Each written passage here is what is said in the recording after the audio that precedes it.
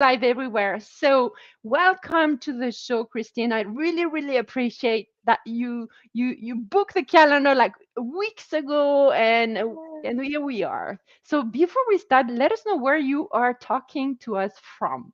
Yes, well, thank you so much for having me, Angelique. And I am actually in the Canary Islands, so Love this. the Atlantic Ocean, part of Spain. So yeah, And beautiful. yeah, tell us about the Yeah. what does it look like for people who want to travel? Like bring us there. What does it look like? Yeah, so it definitely has touches of Spanish, that Spanish feel, Spanish architecture. But the specific island that I'm on, back in the 70s, a designer called Cesar Manrique was a big designer. And so basically, all of the homes on the island are white with green or blue shutters. And the landscape it's there are parts where there are like big sand dunes that really look like Africa because we're just about Oh, wow. 150 kilometers off of the coast of Africa. And then there are other parts that are lush and green. We have a lot of wineries here, so grapes grow because it's volcanic. It's so the Ah, soil is really rich and just full of that nutrients and great energy. love it. So yeah, Thank you so much. Like the postcard is set up. yeah, Thank you. What's your yeah, favorite yeah. wine? I know we're starting with wine. Why not? It's summer, by the way. Like, Yeah. what type of wine do you like from over there? Um, I mean, I think the whites are probably, maybe, I guess, what we're more known for on the island. Yeah, I don't drink a ton of wine anymore, um, anymore. but Okay, awesome. yeah, but, Okay, yeah, yeah. thank you for sharing all of this. I love this. So, Christine, I'm gonna also share. If you see my eyes going up and right, it's because I will share with other platforms when we start the live. But I want you to Mhm. start with my favorite question. Okay. Could you tell me the little Christine when she was maybe 5 or 7? What was she doing when she was not at school? If you were someone that is were going to school, I don't know. Some people do homeschooling. So, but if you Yeah. were going to where you were not studying, what were you doing? And that could kind of shaped without you knowing, of course, who you Yeah. became. Yeah, it's such a funny question because literally when I was, especially between 5 and 7, I was pretty much doing exactly what I'm doing now. I mean, on a non-professional level, of course.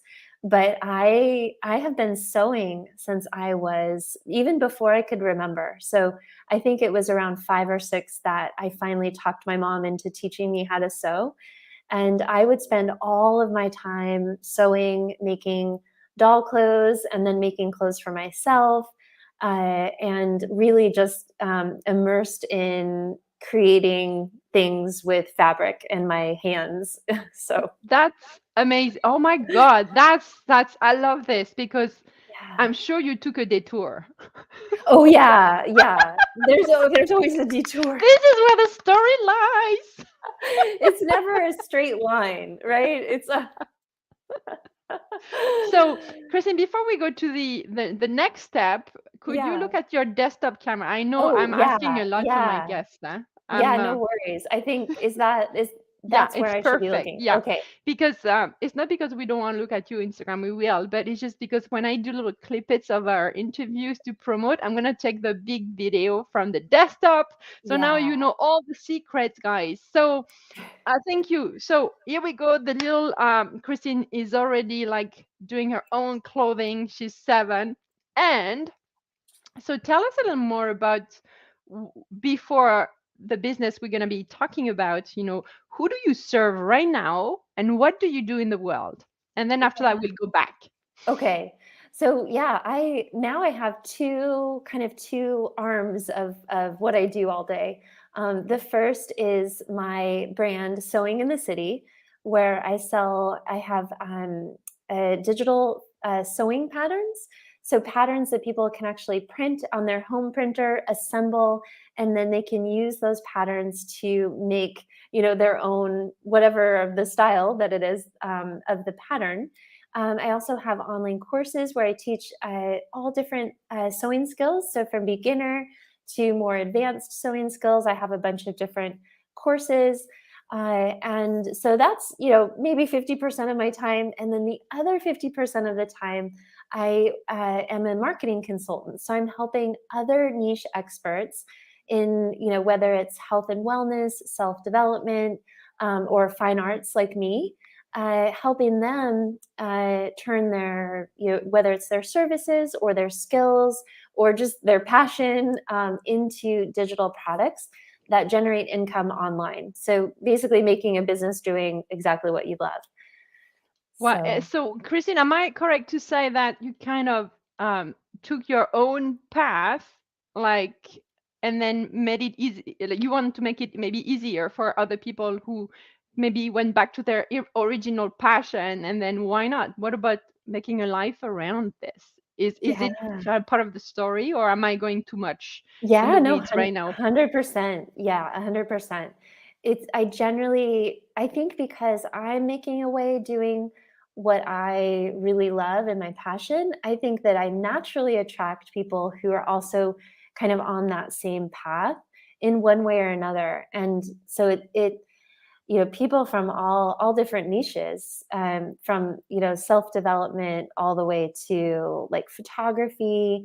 I even have a client who does 3D printing, and he helps people learn how to do different projects and make different things. So yeah, it's really, I love helping people who are passionate about what they're doing and helping them generate that really passive income revenue stream online. So Okay. Okay. So tell yeah. me more. Let's go back before you made that big decision to really focus on that aspect of your business. What was the your most burning desire before starting the business? Do you remember? Can you bring us back in that season of your life? Yeah. So um, before I started the business, yeah, it was a desire for a long time. Like I had the name Sewing in the City all the way back in like 2013, 2014, when I was still working in my corporate role.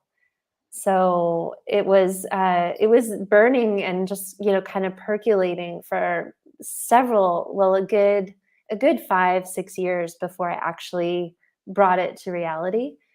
So yeah. So why did it took, I don't want to say so long because I realize now that everything takes time and I'm okay with it. That's part of Yeah. getting older. Uh, Yeah. but tell us more about what was, do you think, the kind of obstacles or the steps you had to go through so that you felt that it was the time? Yeah, it's such a really good question. Because looking back, I realized that it didn't need to take me so long. But I had a lot of fears and a lot of beliefs that just in the end just weren't true. So one of them being that I couldn't make a living doing what I love. So I think growing up sewing, I think for whatever reason, the adults around me were telling me that I couldn't make a living doing that, or that the only way to do that would be to work sort of like in a sweatshop type of scenario, like actually just producing stuff like a robot. And so I really believed that I could not make a full time living from it, that it had to be separate. It had to be just a hobby or something I did on the side. So that was the first thing. And then the second thing I think was really just overall kind of this fear of money, of not having enough money or somehow financially, just how would that work to start something. So I eventually got into the position where those two things weren't obstacles anymore, and I could go forward. But I could have started a lot sooner had I just gotten over myself.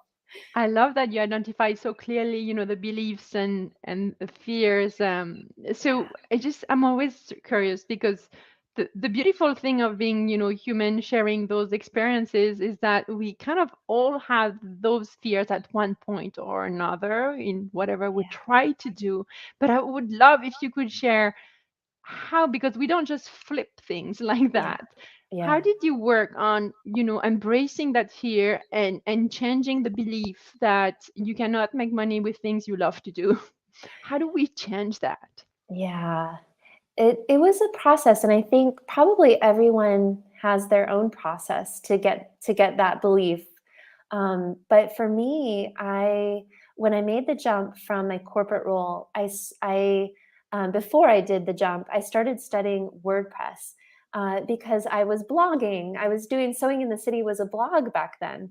So I started learning WordPress just so I could have my own blog, and I really found that I was good at it and I enjoyed it. And so I studied it more, and I started, when I made the jump, I started designing websites for other people. And that was what I was doing, as my next career. And through that, I started working with these, large, 6 and 7 figure course creators that really had these big businesses that obviously had the budget to bring me on to build their sales pages and then ultimately their course, the back ends of their courses. And so for a couple of years, I was working full time inside of other people's businesses. And these people were doing exactly what they wanted to do. Like they were living their passion. And so it was just, I think, building up the confidence of, the skills, and also learning kind of the back end and just seeing it in motion, like, oh wow, this is really possible. Like these people are no different than me. And in fact, I'm actually helping them do it. And one day it really was kind of like a when is it going to be my turn type of a feeling, that I finally decided to put more attention in. And how I did it was I was able to essentially take myself on as a client. So while I was still helping others, still doing what I was doing to bring in the income.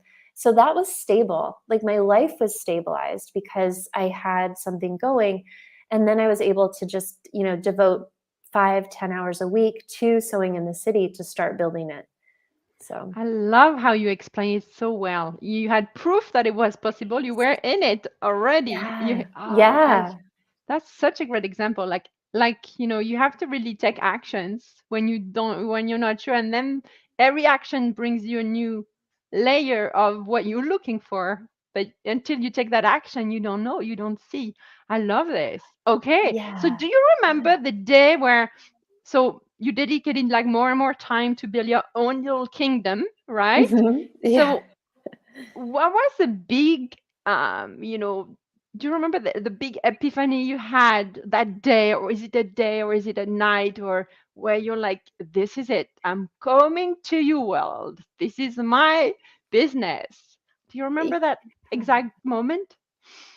Yeah, I think it was I was working with a or part of a mastermind, and part of the mastermind we had a mindset coach, and I remember I had sent her a voice message, saying, I have this idea and it just won't go away. And I was so nervous to even admit it to anyone, that I really wanted to see what was here, and this idea just wouldn't go away. And that was, I think, the first moment I really I started to bring it to life, because she obviously gave me the encouragement to start and see it through, and give it a little bit of airtime, essentially, like try. And then kind of the second moment of that was when I launched my first product. And it was a Sunday that I did the early bird launch, and having that first sale come through. I still know the first person who bought. I still, she's part of the community, and I'll never forget her. And I think that was really the moment when it became real. I love that. Yeah, Yeah. because yeah, and I'm sure you have the image on the screen or on your phone, like, oh, someone bought it. Whoop, Yeah. we're on. We're on. Yeah. Yeah. And just all the anticipation and, before Oh that. wow, So, that's yeah. awesome. So how long has it been? Like, what like how long have you been in this environment that you love? Yeah, so, just about 2.5 years now. Okay, So, time awesome. really flies. So what was it? So I love that you bring us to each step. So okay, someone buys and more people buy. So what was the biggest payoff for you when you realize, coming from that fear and that belief that was from probably family or friends, and then now you have proof that not only someone buys, but you live with this. So when was the first time that you said, like, this is it? I'm on the right track? What was the big payoff? It doesn't have to be financial, or it could be anything that you felt like, this is it. I was right. I'm on it. I'm on the right track. Yeah, it's funny because I don't know if I've felt that yet. It's coming. It's probably a good, a sign. One of the things that I do try to work on is celebrating the little milestones along the way. And I think that is something, that's really important in the journey. But I don't really know that there's been like a real, like a memorable moment of like, okay, this is real, or um, this is doing it. But, um, I have a little studio space where I have, like a large table and my machines and my office and stuff. And that sometimes feels a little surreal to have a nice space, because for so long I was sewing in the corner, living in New York in this tiny little apartment, or in the corner of our bedroom, those kind of things. So it does feel like a little bit more official to have a proper space to work. That's beautiful. And you said a word. You said celebrating. Yeah, Myself first. I have a tendency to forget when we hit this milestone. Okay, next. totally. So let's make it a moment here. Teach us a little bit of how you celebrate and what does it mean for you, and what could it mean for anybody watching or listening to the podcast. How do you remind yourself that it's time to celebrate? Yeah, well, I think it comes in these moments that it's usually when I'm circled around with other people. That is usually when, I'm remembering to celebrate, or I'm feeling this feeling of, celebrating with others. But it's generally through conversation that it becomes clear, how far we've come, or something really cool that's happened. Um, so yeah, I for some reason it's usually with others that I Yeah. remember and actually celebrate. So I am officially declaring that this show is a Yeah. celebration place, because when I hear your story, I'm like, wow. Like, if someone needs any motivation today to keep going and to go after their dreams, just listening to your story, Christine, I have like tears in my eyes. Like, it's just beautiful. Thank Beautiful. you. Thank you for sharing Yeah. that. Because, Yeah. and taking the time to share is a celebration in itself. So I would encourage you, if you're interested in Christine's stories, reach out to Christine and look at what she does with her fabrics and everything. I'm not going to reveal everything, but and I'm going to put this, because you do the sewing, but you help people. So tell us more about, who do you bring on so in your business as a course creator collective? Yeah. So, through, my work, my web design work and helping other entrepreneurs kind of morphed then into consulting, maybe 6 months before I started sewing in the city.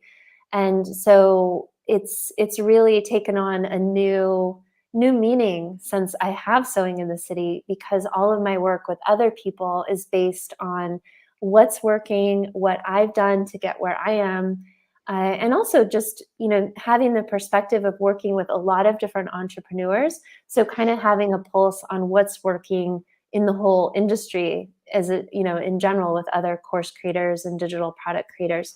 So yeah, I love helping people, whether they're, just have like even if it's you have a service or a skill and you're not really sure how to bring that online and turn it into a revenue stream in a way that feels good.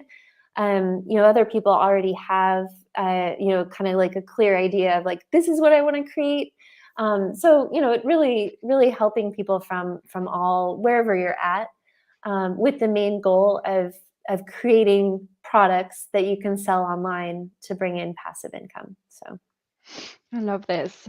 Okay, so yeah, I put your lead magnet, the passion to profit roadmap with yeah. Christine Lindebak, and I'll put that around the disc. Sorry, I have an itchy nose. It's I told you we're starting to everything's blooming here in Canada. Yeah, So springtime. yeah. Yeah. So christinelindebak.co/ppr. Well, just look at the bottom of the screen, and if you don't see the video and you listen to the podcast, the link gonna be in the podcast description. So I encourage you to check on what Christine is doing, her magic. Thank uh, you. and Christine, I have a few more questions that are Okay. um, more around, the woman that you became and you're still transforming, I'm sure. So along the journey you had, how did your perception of money changed? Hmm. I'm not sure. Well, I mean, I think probably the biggest thing is going from having a steady paycheck in a corporate environment, and having that versus being self-employed. But also, one of the things that I knew as I was getting ready to make the jump from corporate, one of the three things that my next uh, thing that I was creating had to have was unlimited income potential. So I knew that I did not want to be capped every year by a salary that was maybe going to go up 3 to 7%, as like a raise every year. Like I wanted to be able to have control over how much I could make. And so I think that that's something that it's been six years since I left the corporate environment. And I know that it's like layers of an onion that have been just slowly peeled back. And, just being able to really settle in and ground into that feeling of like, I'm not controlled by a salary, which is scary on some days, but also really really empowering on Yeah. others. And I think definitely more on the empowering side. Uh, Yeah. you know, Yeah, I love this. And it's possible now, it's just training our brains that it's safe to keep going. yeah, yeah. And also I think like just creatively, um, that like, money is just energy. And so creative energy is just it can expand as well within the bounds. So Yes. there's Oh, money no is yeah, energy. I love this. What a yeah, beautiful sentence. And I love your onion layers image as well because it's so true. It is exactly what it is. And yeah. sometimes you cry along the way. Oh yeah. Oh yeah. No shame in that. Those No. layers have to be peeled away somehow. Yeah. Okay. So, what is something that you thought was true a few years ago that was proven wrong to you? Oh wow. Wow. That I mean, I think one of the main things is that I couldn't make money doing what I loved. Yeah. Yeah, I think there's so much satisfaction in that. And I think that's also why I'm passionate about helping other people because it's so like yeah, it's I'm not there's no regrets that I have. Like my path is exactly as it should be. But sometimes I get really passionate about like, that I could have been doing this all along. And, so kind of spreading that message to people. is really important. So Yeah, I can feel it. I can feel it. I'm yeah, sure everybody is watching is feeling that passion, and yeah. it's so essential. What are your biggest fears right now as a woman in business at the stage you're at?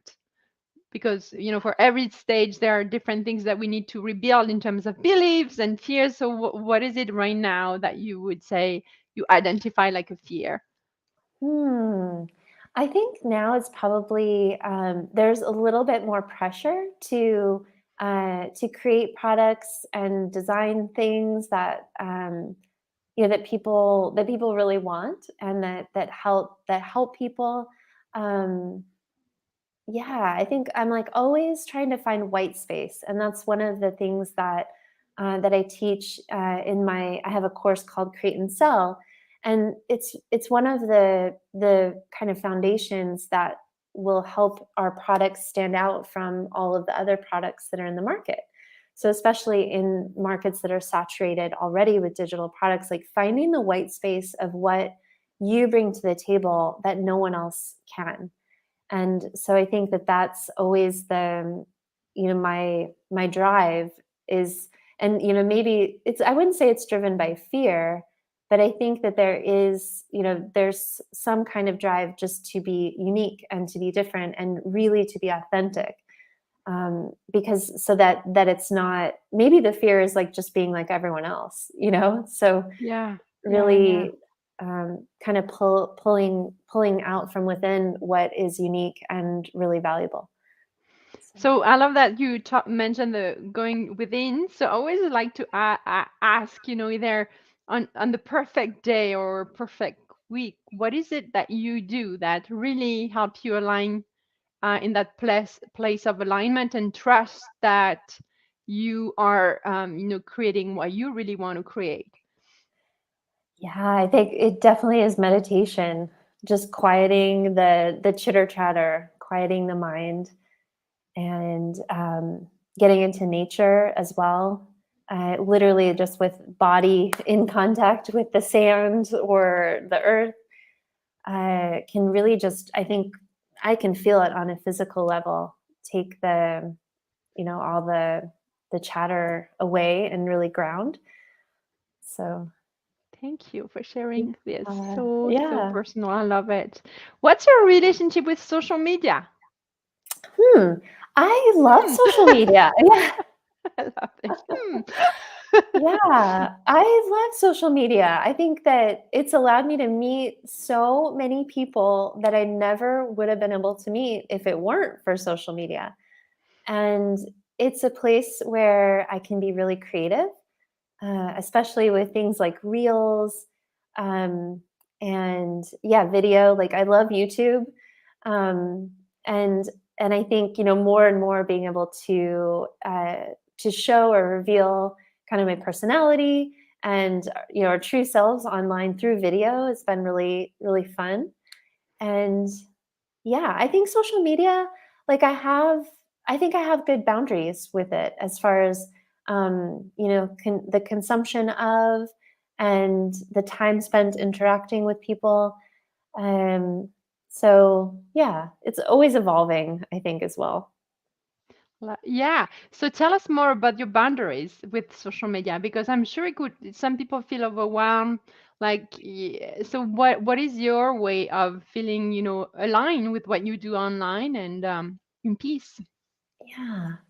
I mean, I think one of the biggest things is respecting my own feeling when I, for example, log on to Instagram, and you know, I get a feeling that, oh, this just it's not serving me, it's not giving me good things, and really just respecting that feeling and signing off, like not allowing it in into the space when it doesn't feel good. I definitely try to take Sundays away from social media as much as possible. So just really giving one day where I just at least don't check it for the full middle of the day, kind of a thing, just time away. Um, Yeah, and usually not before bed. So, giving a good couple hours where the world is checked out. So, You are so clear. I really appreciate how you share like really golden nuggets. It's going to be a pleasure to promote this video because you've been sharing so many beautiful things, Christine. Thank you so much. yeah. Is there a question I should have asked that I didn't? No, Angelique, this has been so fun, and I really appreciate you, the conversation and the beautiful questions you've asked me. It's been so fun to get to share a little bit about my story, and hopefully, it inspires your listeners and viewers to really go for it and take your passion, whether you're already doing it or you're not doing it, and you want to just start as a side hustle kind of a thing, that it is definitely possible. And there's now with the internet, there's a million different ways you can do it. So, Yeah, definitely. Thank you so much, Christine. yeah. And I'm inspired. I'm always inspired after those interviews because I cannot believe the power behind every woman that is coming to this show. And you're one of them. Like you are showing us, show after show that we cannot pass, like we cannot live on the sideline of our life. We have to be on the highway, on the middle, like on the Yes. main road. Yes. Yeah. It's like it's not a dress rehearsal. This is it. This is the chance we get. Okay, Totally. thank you so much. And then Passion to Profit Roadmap is your lead magnet. The link is around the video or in the podcast description or right there on the bottom of the screen. And also, if you are one like I'm always too excited when I do those interviews, so I forgot to introduce myself. But if you know Christine, because the algorithm usually shares our audiences, so if you see Christine and you're wondering who's that girl asking all those questions. So I'm Angelique, as it say, I'm the founder of Social Media Love, and so really the purpose of this show is to really inspire women entrepreneur, want to be entrepreneur, that your story is here to serve your marketing, to serve the why behind the things you do. Look at Christine. Like she started when she was 5. And then she took a big detour and came back to that. And I just love that story. It's just I love, love, love this because we I guess it's life who kind of if we're going and check stuff out, and then it always comes back to the little voice or the soul or whatever you want to, the thing we are made of, like deep inside, that really speaks loud enough at some point that you are going back to it. So it's just a beautiful story. And I love your puff sleeves on your Instagram account. Yeah. Everybody check. Like so nice. I do Okay. love puff sleeves. Yeah. Well, I don't wear them, but I was talking to you about Grace and then you now, and I'm like, maybe I should investigate. I don't know. I'm tall. Does that work with tall women? Oh, yeah. Yeah. Okay. Yeah. Okay. Yeah. Maybe I'll reach Absolutely. out to you Yeah. when I'm ready for a wardrobe change, and because Yeah. I just really love what you create. It's Thank very nice. you. Thank you so much, Angelique. Well, thank you to all of you listening and watching.